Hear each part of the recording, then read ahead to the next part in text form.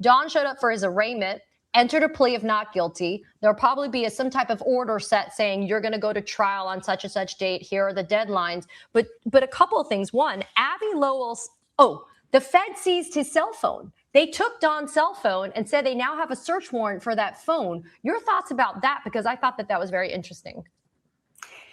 I mean, listen, this is so off the rails, just, from the get-go, that it's hard for me to apply like standard FBI practice to this, because, the FBI is normally, when it's operating in its normal capacity, is governed by something called the Attorney General Guidelines. And those have really strict rules about the kinds of investigations that you can pursue, what you need to even, start them, and who you can go against. One of the huge protections that those guidelines have is for journalists, because those guidelines came out of, the church hearings in the 1970s. It's all about making sure that there's a buffer for civil liberties.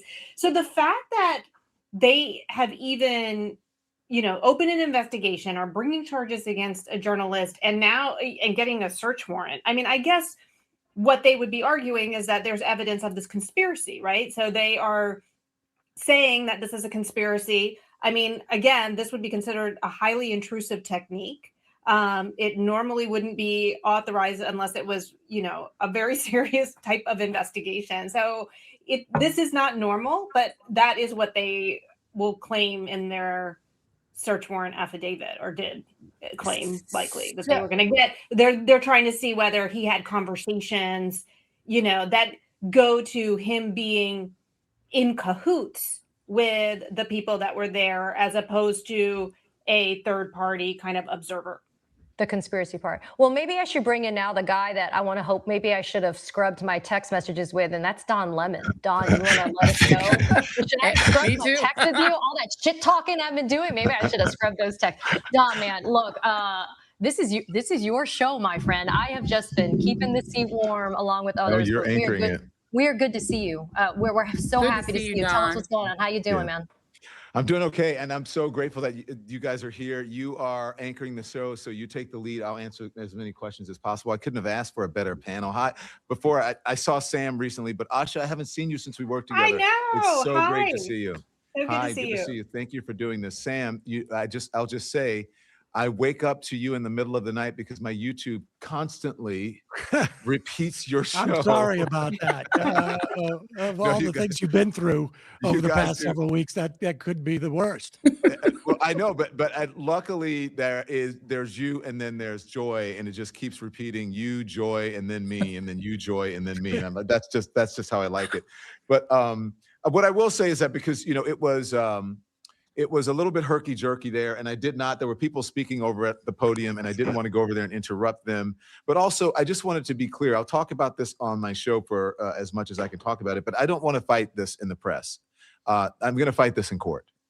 And I think that's where the real, that's where the gains and the wins will be made for the First Amendment and for freedom of the press and for journalists, not only in the United States, but I believe around the world. So just again, I'll tell you what I said. I wanted to thank all of my colleagues, the journalists around the world, Lemon Nation, of course, my family and my friends. You guys, you have shown up for me in a very real way. And so I feel all of it, and I am grateful for it.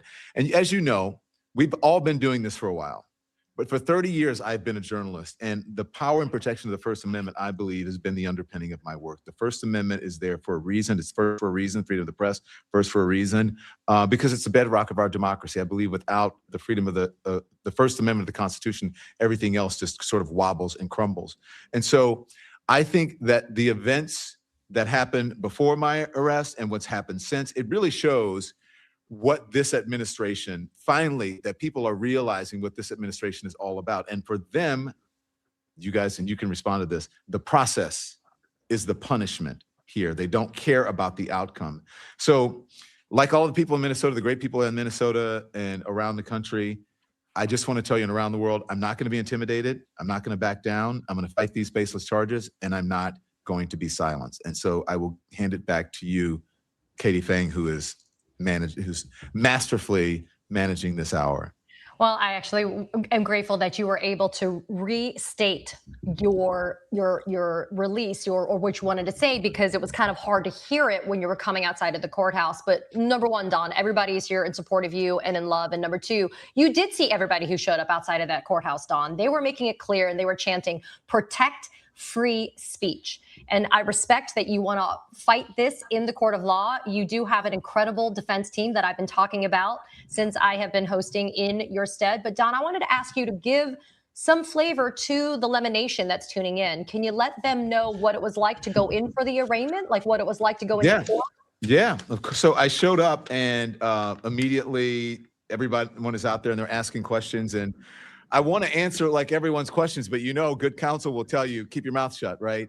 But when I walked in, finally when we got in, my attorney, Abby Lowell, said, "Yeah, you could have said, I'll answer your questions on the way out." I'm like, "Yeah, now you say that afterwards." So that was a little a moment of levity there. But people were asking me, about how I felt about going in and what I expected, and I didn't know. But I am grateful to all of the press. I went in. We were in a room that with counsel, sort of a side conference room, and then folks started coming in. The other defendants came in, and everybody was in the same room, and we all said hello to each other. It was very cordial. It was a little bit weird, being there. The last time that I saw these folks, but there was quite a different scene. And for some of the people, the defendants who was there, including Nakima, it was the first time that I had met them. So it was the second time that I had seen Nakima. And so as a journalist, people asked me, like, what did you do when you were arrested? And I took mental notes. Well, I was sitting in the courtroom taking notes so that I could remember. There you go. That's why I was asking you. Yeah, see that picture. Yeah. So I said, the attorney was here. The attorney for Miss Allen was sitting there. Then the clerk courts were over here. There were 3 rows on each side that were filled with people. And then I had the attorney for Beatty, the bearded guy, I said, was there. And then the attorney for Nakima. And I just had, and the government was on this side. So I took a whole thing. So, because I want to remember these things, because I want to chronicle them. But I will tell you what we did in court today, and you guys can speak to it, okay? I'll let you guys talk. So today, this was the first step in exposing, I believe, this administration's failed plan to stifle me and to stifle all journalists around the country. Today, this is what we did. We served the prosecutors with 2 pages of demands for what they claim is evidence. Today, we announced our intention to have the grand jury transcripts released to show the charges are baseless. And then today we made it clear that we're going to move to dismiss the charges as violating the First Amendment. And as I have said, since Attorney General Pam Bondi and others have been threatening charges, that I'm not going to be intimidated and I'm not going to be silenced. But that's basically what happened in court today. And of course I said, not guilty, and that's it. Don, I did want to follow up with the fact that Attorney General Pam Bondi was asked and was trying to use you and the church service in Minnesota as an example during her testimony before the House Judiciary Committee this week. It's definitely something that they're trying to keep on pushing into the spotlight. Your thoughts about the fact that they're trying to use you as this shining example, you and Georgia as this shining examples of how this is the criminality of political opposition, that you can't just have your opinion or your speech about it. We have to criminalize your conduct because, to your point, the process is the punishment. Well, criminalize what? Reporting and showing. And let's just say everything that happened in that church is there in large part because I chronicled it, and Georgia Ford as well. We have it on videotape, or not videotape, digitally. It's there for everyone to see what happened. Imagine if we had not been there. Let's just say something, else went wrong or whatever. I think it's better to have this chronicle. So if, that everyone can see exactly with transparency what happened. And that is the role of journalists, which is exactly what I was doing. That was my only mission. So I think if you go back and you look at the tape, just go look at it, it'll show you exactly what I did. It'll show you that I did not go in with the protesters. I entered later. And once it started, that's when I started to talk about what was going on. I was not impeding anyone. I was not intimidating anyone. My conversations with people were very cordial. And, they said that I peppered people with questions. That's what reporters do. You don't always like the questions. Right. But I also think that I am, I think that I am a great foe for them, because I'm outspoken. The president doesn't like me. I'm Black. I have a platform. I'm gay. All of those things, and I am not afraid of them. I am fearless. And so to them, it's the perfect foil, because MAGA hates me because I tell the truth about their cult. Donald Trump hates me because I tell the truth about him. It has nothing to do with me not liking Donald Trump or hating Donald Trump. I don't have any of those things. What I hate are lies.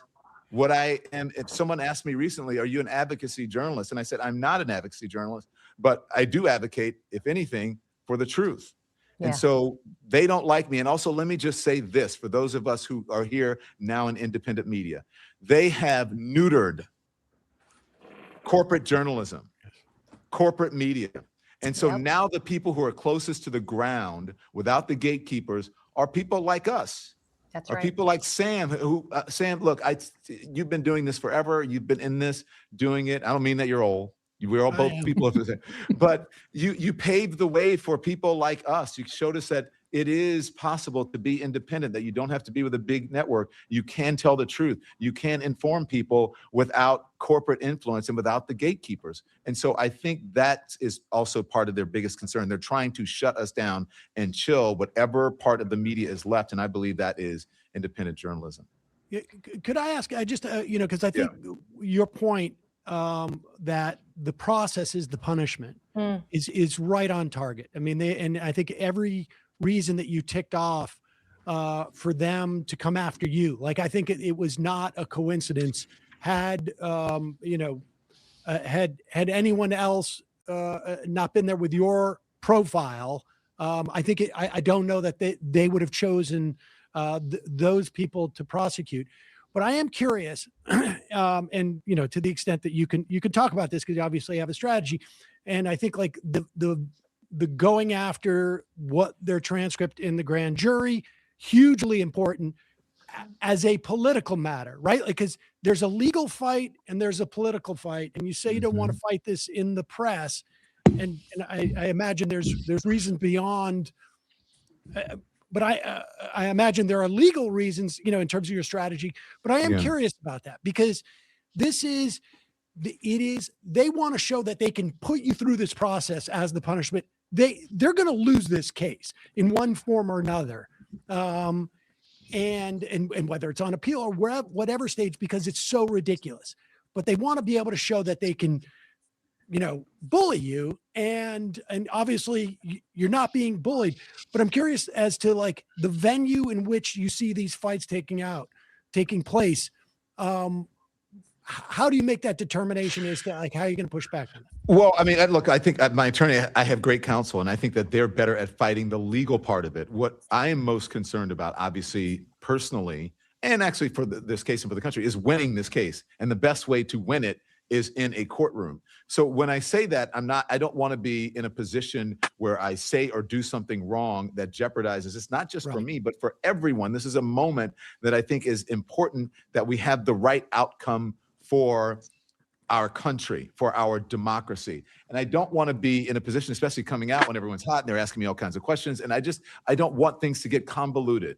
And for people to be yelling questions, I want my message to be very clear. So that doesn't mean that I'm not going to appear on a Joy Reid show or on a Sam Cedar show or on anybody's show where it is a more controlled environment, where we can have a better and more informed, and where we inform the public more about what is happening and about our rights, especially as journalists and as Americans. So that's what I mean by that. So am I going to talk about it? Absolutely. But I'm not going to go over every legal detail, because I don't think that that's a smart thing to do. Thanks so much for watching, everybody. Your support means the world to us. Don't forget to hit that like button and subscribe so you never miss a show. We're live every weekday at 10 a.m. and 5 p.m. Eastern Time, with new clips dropping at 2 p. and 8 p. And if you want even more Don Lemon Show content, join the Lemon community. Members get exclusive posts, behind-the-scenes videos, and live chats just for you. So hit the join button or visit our channel page to sign up. Thanks again for all your love and your support, and I'll see you next time.